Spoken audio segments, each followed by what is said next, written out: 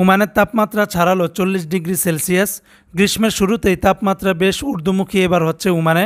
March মাসের শেষ সপ্তাহ থেকে ওমানের বিভিন্ন স্থানে বয়ে গেছে মৃদু থেকে মাঝারি তাপপ্রবাহ এখনও চলতেছে ওমানে। আবহাওয়া পূর্বাভাস অনুযায়ী আগামী দিনগুলোতেও দেশের বিভিন্ন অঞ্চলে স্বাভাবিকের চেয়েও বেশি উষ্ণ আবহাওয়া বিরাজ করতে পারে।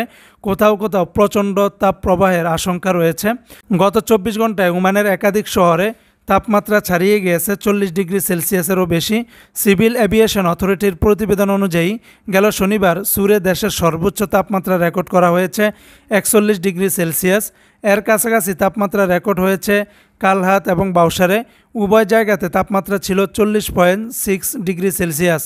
তাপমাত্রার দিক থেকে তালিকার পরবর্তী স্থানে রয়েছে আল আওয়াদি 39.7 ডিগ্রি সেলসিয়াস, সামাইলে ছিল 39.6 ডিগ্রি এবং 39 ডিগ্রি নিয়ে বুরাইমিতে ছিল।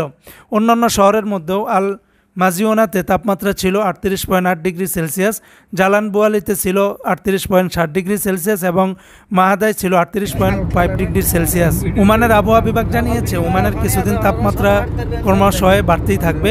এ সময়ে তাপজনিত রোগের প্রকোপ থেকে বাঁচতে নাগরিকদের সতর্ক থাকার পরামর্শ দেওয়া হয়েছে।